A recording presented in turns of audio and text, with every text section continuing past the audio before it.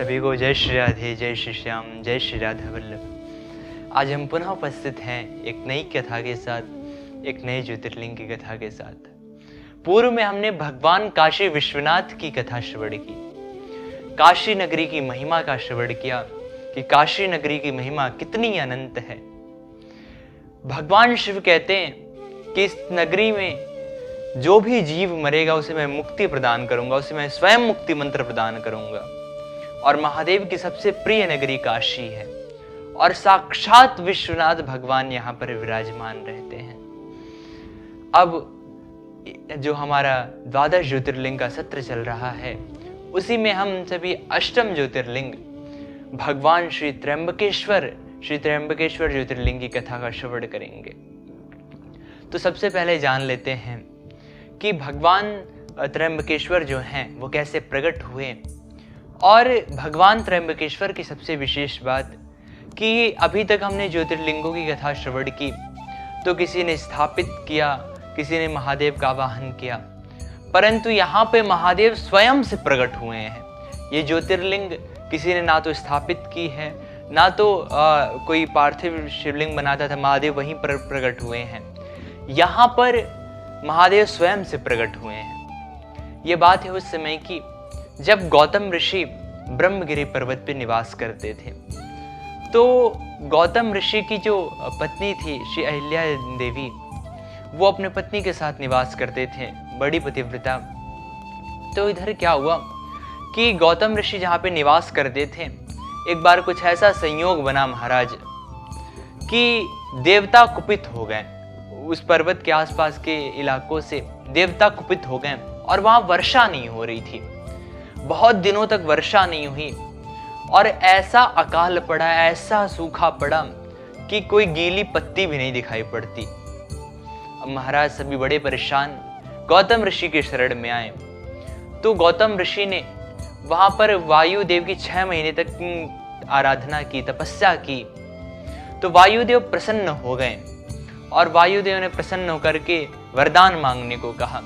गौतम जी ने कहा कि आप कृपा पूर्वक यहाँ की जो भी समस्याएं हैं आप उसका नाश कर दीजिए। अब जब इस प्रकार से उन्होंने कहा, बोले देवताओं की होनी तो टाल नहीं सकती, देवताओं की इच्छा है। तो यहाँ पे हम एक कुंड का निर्माण कर देते हैं। इस कुंड का जल कभी खत्म नहीं होगा, ये अक्षय जल होगा और इससे आप आसपास के जो भी इलाके हैं, आसपास के जो भी क्षेत्र हैं, आप वहाँ पे जल की पूर्ति कर सकते हैं। अब महाराज ऐसा कह करके तो देवता चले गए। गौतम ऋषि ने वहाँ से जो जल था आसपास के सभी व्यक्तियों को बुलाए और बुला करके सभी को जल बांटे। और वहीं पर गौतम ऋषि ने धान आदि बो दिए, वृक्ष लगा दिए। अब वहाँ तो महाराज हरियाली छा गई, सूखे में हरियाली छा गई। सूखे में हरियाली छाना का मतलब क्या होता है? कहते हैं एक मुहावरा भी होता है कि जब सूखा बहुत पड़ जाए, जब व्यक्ति बहुत ज़्यादा दुखी हो, तो व्यक्ति बहुत ज़्यादा दुखी हो, उस समय एक आशा की किरण दिख जाए, उसे कहते हैं सूखे में हरियाली छा जाना। इधर सभी बड़े दुखी हो रहे थे महाराज, प्यास के कारण सभी मरे जा रहे थे, जल नहीं था तो अन्न भी नहीं मिल रहा था। इस कारण से सभी बड़े परेशान थे, परंतु गौतम ऋषि की शरण ली तो उनकी समस्या का समाधान हो गया। यद्यपि वृष्टि फिर भी नहीं हुई, परंतु जो वृष्टि की आवश्यकता थी, जो जल की आवश्यकता थी, उस कुंड से वो पूर्ण हो गई महाराज। अब इधर सभी वहां पे निवास करने लग गए, कुछ और ब्राह्मण आकर उस कुंड के किनारे रहने लग गए। इधर जब उन ब्राह्मणों ने गौतम ऋषि को देखा तो धीरे धीरे गौतम ऋषि से ईर्ष्या उत्पन्न हो गई। ईर्ष्यालु स्वभाव के वो थे, ईर्ष्या उत्पन्न हो गई। तो एक बार माता अहिल्या के साथ जो ब्राह्मण पत्नियां थीं, तो ब्राह्मण पत्नियां किसी बात पे लड़ गईं। माता अहिल्या तो ज्यादा लड़ती नहीं, उन्होंने ध्यान नहीं दिया। अब इधर स्त्रियों का स्वभाव तो महाराज ऐसा होता ही है, एक बात पकड़ लें तो हमेशा वही बात बोलती रहेंगी। अब पतियों को भरना शुरू किया, खूब उकसाया महाराज कि कुछ करो।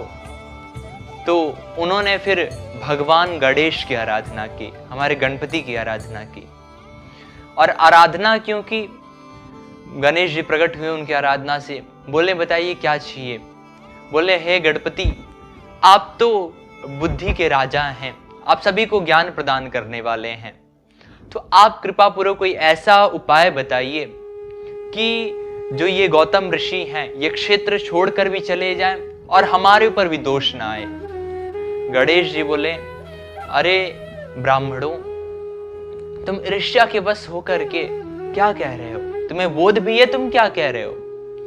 अरे जिस तपस्या का फल, जिस साधन का फल, जिस व्रत का फल जगत का कल्याण होना चाहिए, उसके बदले में तुम अपनी ईर्ष्या की पूर्ति कर रहे हो, अपनी निजी दुश्मनी निकाल रहे हो। अरे तुम्हें तो उनके प्रति कृतज्ञ होना चाहिए कि उन्होंने तुम्हारे पर कृपा करके, तुम लोग जल की समस्या से जूझ रहे थे, तुम्हारी जल की समस्या को दूर किया, उसके पश्चात भी तुम उनके विरोध में ऐसा कार्य कर रहे हो, बहुत ही निंदनीय कार्य। ब्राह्मणों ने कहा, गणपति आप कुछ करिए।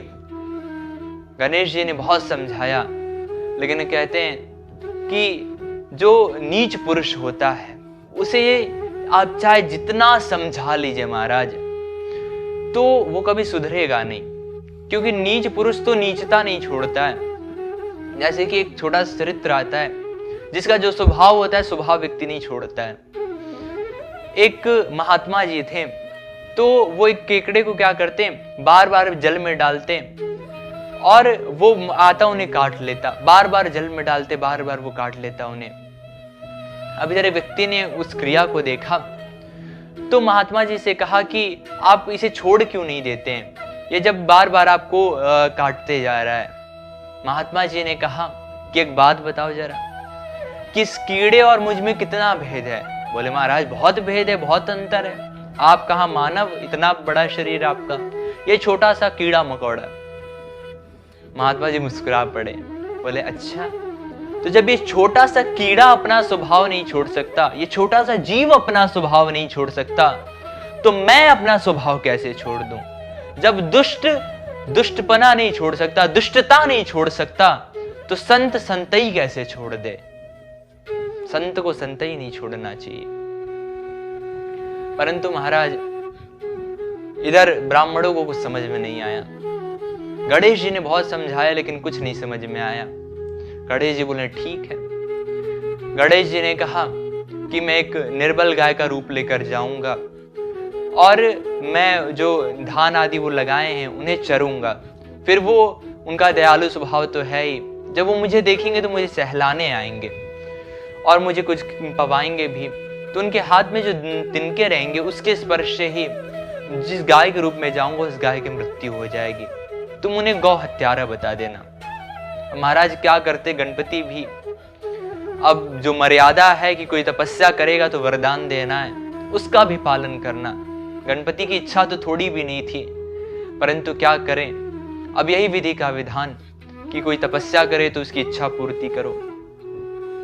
गणपति ने ऐसा किया, निर्बल गाय का रूप बनाकर पहुंच गए, एकदम दुबली पतली सी गाय।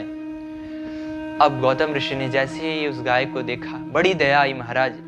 बोले कि हमें कुछ और पवाना चाहिए। कुछ धान के तिनके लिए हाथ में और जैसे लेके पास पहुंचे तो तिनके के स्पर्श से ही वो गाय तुरंत गिर गई। अभी आश्चर्यचकित महाराज, ये कैसे हो सकता है कि हमने तो अभी स्पर्श भी नहीं किया, बस तिनके का स्पर्श हुआ और ये गाय गिर गई। अब वहीं पे वो ब्राह्मण छुपे हुए थे, वो स्त्रियां छुपी हुई थी, सभी ने इनको गौ हत्यारा कहना शुरू कर दिया। ब्राह्मणों ने कहा कि आप यह क्षेत्र छोड़कर चले जाइए। तो गौतम ऋषि अपनी पत्नी के साथ वहां से एक कोस दूर जाकर बस गए, परंतु ब्राह्मणों को अब भी शांति नहीं हुई महाराज।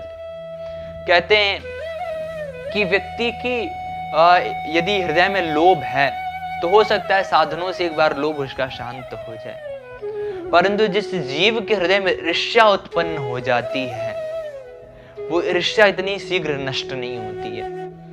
ईर्ष्या शीघ्र नष्ट नहीं होती महाराज। इधर क्या हुआ, ब्राह्मणों को फिर शांति नहीं हुई। ब्राह्मणों ने फिर से क्या विचार किया कि इस क्षेत्र से इन्हें भगा दिया जाए, कुछ ऐसा उपाय करें। तो पहुंचे फिर से ऋषि के पास।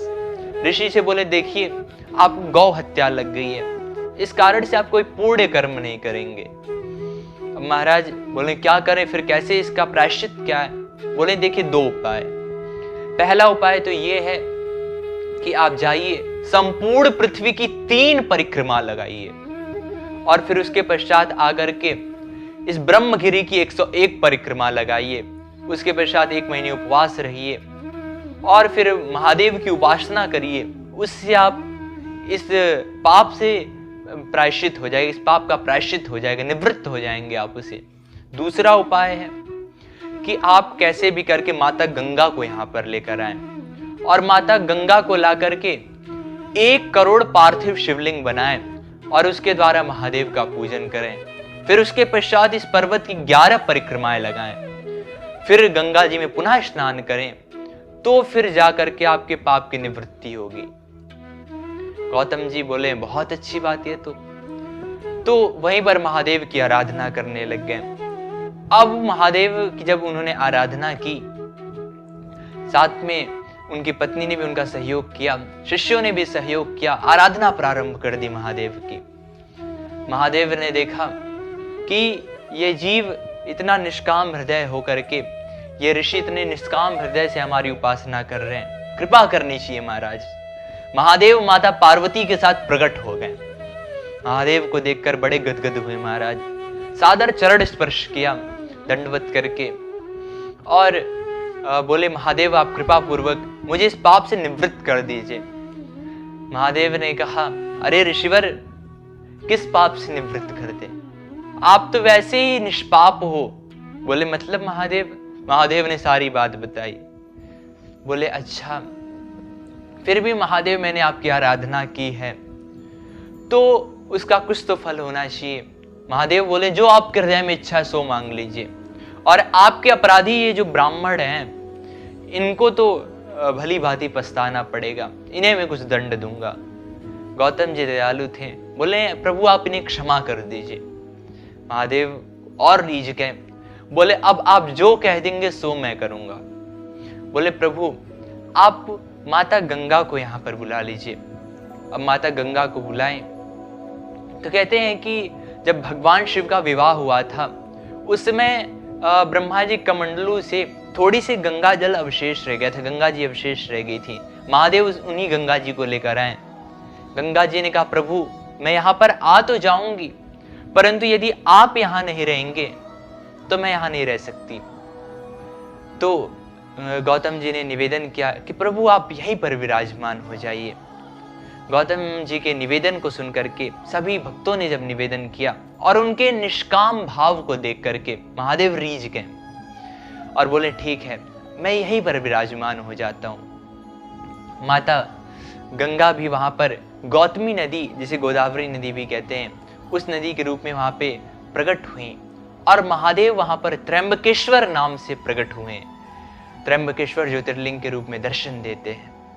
और इस क्षेत्र में यदि आप दर्शन करने जाएंगे, महादेव का आप दर्शन करेंगे, तो यहाँ की यदि वायु भी प्रवाहित होती है ना, तो वायु भी ये संदेश देती है कि आप बस ध्यान पूर्वक देखिए, यहाँ के कड़ कड़ में महादेव विराजमान है। महादेव के दर्शन की जो महिमा है, महादेव की जो कड़ कड़ में व्यापकता है, वो यहाँ पे साक्षात झलकती है। मैं आप सभी से अपना अनुभव बताना चाहता हूँ।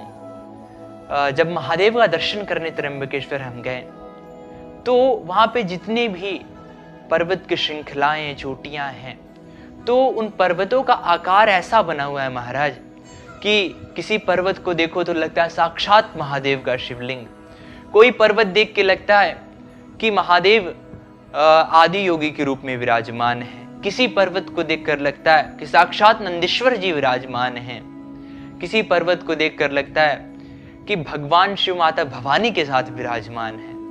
यदि आप हृदय से, भाव से देखें तो आपको वहां पे कड़ कड़ में महादेव के दर्शन होंगे। बादलों में महादेव की आकृति बनी रहती है, पर्वतों में महादेव की आकृति है, और वहां की वायु ही जो होती है ना, वो आपके हृदय में प्रेम का, आपके हृदय में भक्ति का, आपके हृदय में अध्यात्म का संचार कर देती है। ऐसी है त्र्यंबकेश्वर नगरी। कहते हैं कि जब बृहस्पति ग्रह जो हैं वो सिंह राशि में प्रवेश करते हैं, उस समय गौतमी नदी के तट पर सभी देवी देवता आ जाते हैं। ऐसी महिमा है वहाँ की। और वहाँ से पास में 3 पर्वत है, ब्रह्मगिरी, नीलगिरी। नीलगिरी पर श्री गुरु दत्तात्रेय जी और नीलांबुजा देवी विराजमान हैं, और एक गंगा द्वार है। वहाँ पे माता गौतमी की विग्रह है। और एक बड़ी विशेष बात है महाराज कि इस विग्रह के चरणों से सदैव जल निकलता रहता है, और वो जल वहीं पास में कुंड में स्थित रहता है। तो ऐसी महिमा है भगवान के त्र्यंबकेश्वर ज्योतिर्लिंग की।